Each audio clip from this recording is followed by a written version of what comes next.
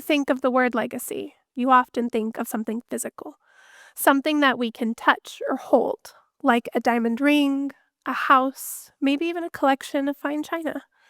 These are things passed down through families, often with stories attached to them. But a legacy isn't just about material things.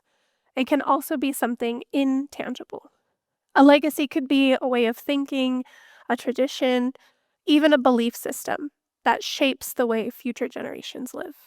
Sometimes it's positive, like a deep sense of pride in your heritage or an unshakable work ethic. Sometimes it's difficult, like generational trauma or even mental illness. So today, I want to talk to you about a different kind of legacy, one that isn't material, but it does still have the power to transform lives. I want to talk to you about the legacy of resilience. Resilience is our ability to bounce back after facing stress, adversity, or hardship. It's a natural part of who we are as human beings. And the best part, everyone has it. Every single one of us has this built-in ability to adapt when life throws challenges our way.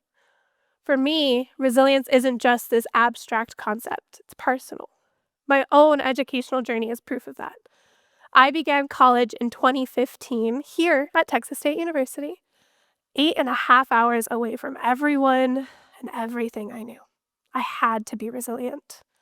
I began as an anthropology major with hopes of going to medical school. I really wanted to be a medical examiner. I think I watched too many episodes of Bones. Thanks, Mama. And then I took my freshman biology and I got a D. I wasn't going to make it through medical school. So I had to pivot and I had to be resilient. So I changed to psychology. Knowing that I was just going to go all the way to a PhD, I was determined to be a doctor one way or another.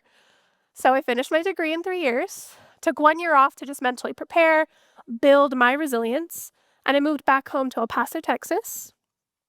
Finished my PhD, thankfully, and it was tough. But this isn't a talk about trauma dumping. This is a talk about resilience, why it's important, and why it matters to me. You've seen resilience in action. In fact, we all saw it during COVID-19. Overnight, our lives changed dramatically. We had to isolate from friends and family. We were living in fear of a virus we didn't really understand and dealing with the loss of our normal routines. And yet, we managed to adapt. We found new ways to connect with each other, new ways to work and learn, and new ways to take care of ourselves. It was not easy, but it was resilience. And here's what I've noticed since. Now the pandemic has passed, mostly, it seems like we've packed away our resilience with our face masks and our hand sanitizers, because today, even minor challenges can feel so overwhelming. So the question is, how can we reclaim that resilience? And better yet, how can we make it a lasting part of who we are? Let's take a look at a place where resilience is needed the most: college. College is a time for growth and learning and opportunity, but it's also a time for immense stress. For students, the pressures could feel relentless.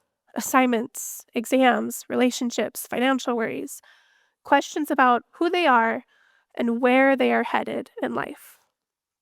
These students could be coming from just down the road or countries away. Nonetheless, that added layer of stress of having to figure out a new environment, trying to be independent, pretending like you love every single one of your classes, can be draining. Now imagine you're a college student facing all of those typical college stressors.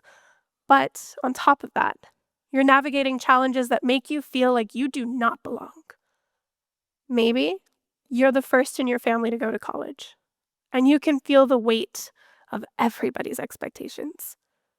Maybe you've encountered moments that just set you apart a little bit. Subtle comments, assumptions, or experiences that make you feel like you don't fit in. Maybe you're in an environment where nobody looks like you, acts like you, or talks like you. These added layers of stress aren't just hypothetical, they are very real, and they can shape a student's experience in profound ways. When you think of stress in a student context, what do you typically think of? Assignments, exams, maybe their workload, how many credit hours are you taking? But for students, those stressors and challenges run deeper. It's about overcoming those unseen barriers, pushing past that self-doubt, and proving, sometimes to themselves, most of the time to others, that they do belong. This concept of stress has been so heavily studied, so it does help us understand their challenges and stressors just a little bit and how it can affect their well-being and success. And here's where it gets so interesting. Those challenges, while tough, can actually build resilience, like a muscle that gets stronger when tested, but muscles do not grow on their own, and neither does resilience. It has to be supported, nurtured, and strengthened. And that's where colleges and universities have a huge role to play. Colleges and universities have that ability to create environments that could foster resilience. So the question is, are we using our resources to truly support our students? Are we addressing the challenges that weigh them down? The answer lies in resilience itself. My research shows that resilience isn't just this trait, but it's a skill that can be developed. Programs that are designed to build resilience give students the tools to not just survive, but to thrive. They help students turn adversity into strength, giving them that confidence to overcome challenges both inside and outside the classroom. And when we invest in resilience, we're not just supporting this one small group of students, we're creating a stronger, more empowered community for everybody. So how do we make that happen? First, we need to recognize that resilience isn't just this cool buzzword, but again, it's a skill and a trait. It's something we can teach.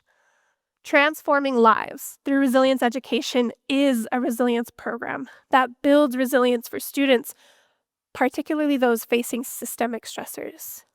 This program will take a holistic approach, acknowledging that our students are facing unique challenges, but rather than focusing on those difficulties, we help students reframe them as opportunities for growth.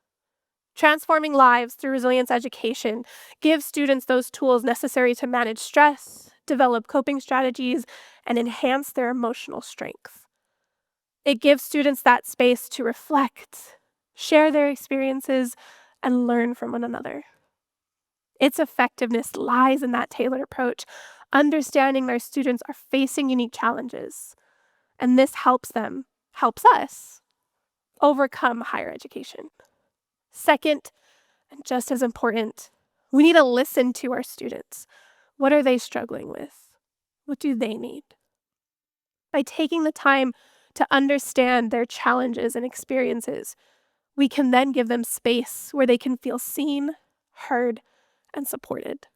This is not about offering just top-down solutions, but it's about creating that voice for them so we can then create those spaces where they don't have to overcome those unseen barriers. Finally, we need to make resilience a priority. This is not something that can be left to just a few programs or initiatives in hopes of it working out. And if it doesn't, that's okay, at least we tried, right? Think about it. If the research shows that resilience has that power and the ability to help our students, why isn't it a standard part of higher education? Why are we leaving this powerful tool untapped?